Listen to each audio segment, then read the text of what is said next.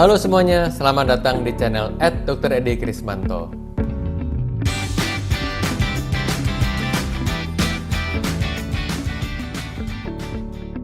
Apakah kamu percaya kalau diabetes cuma disebabkan karena kebanyakan makan gula?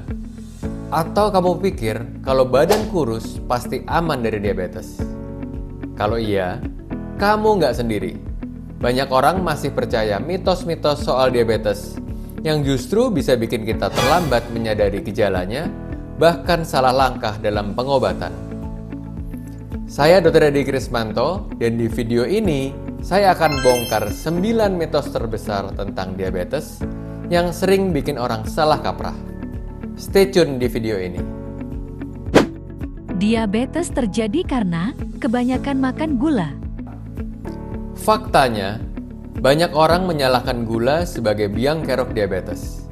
Padahal, penyebab utama diabetes tipe 2 adalah resistensi insulin, yaitu ketika tubuh tidak bisa menggunakan insulin secara efektif.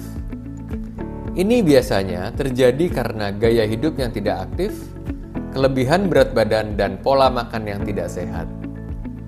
Gula memang berkontribusi, tapi bukan satu-satunya penyebab. Kalau tidak ada keturunan diabetes, pasti aman.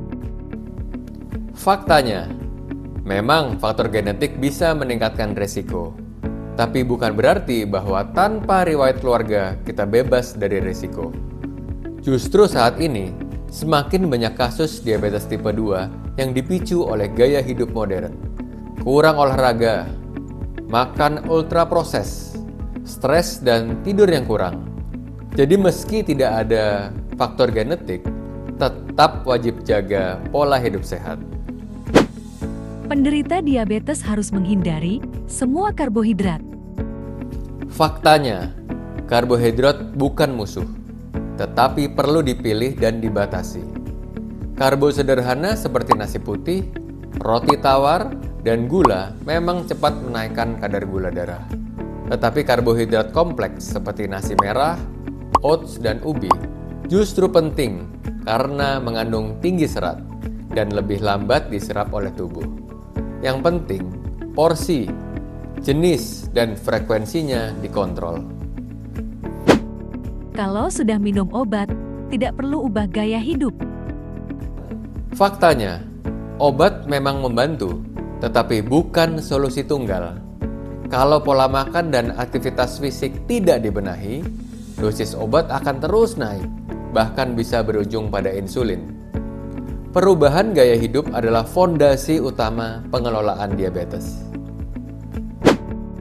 Madu lebih sehat dari gula, jadi aman buat diabetes.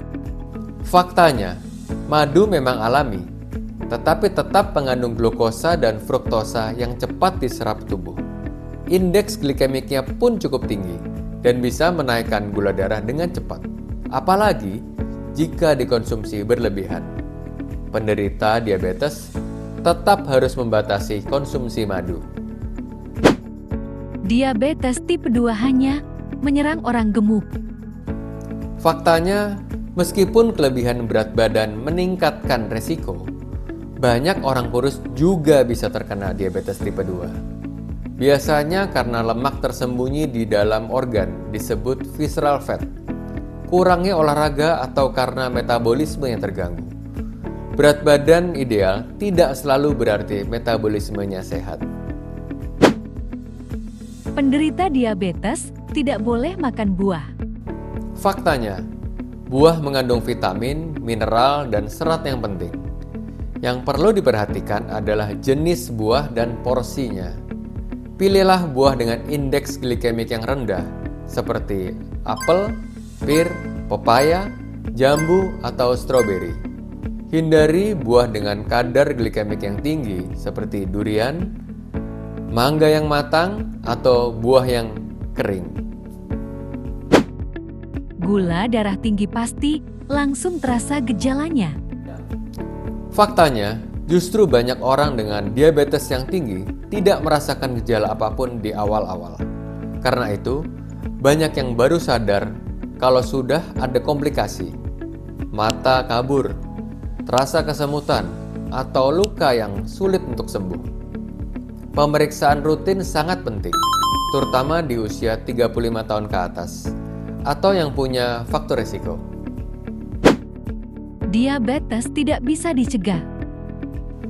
Faktanya, diabetes tipe 2 sangat bisa dicegah, bahkan bagi orang yang punya riwayat keluarga.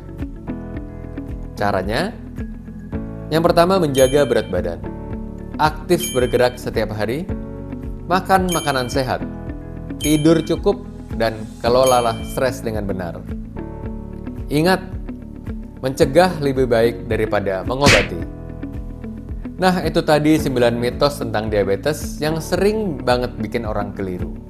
Sekarang kamu sudah tahu mana yang fakta, mana yang cuma katanya. Ingat, diabetes bukan akhir segalanya, tapi informasi yang salah bisa memperburuk segalanya.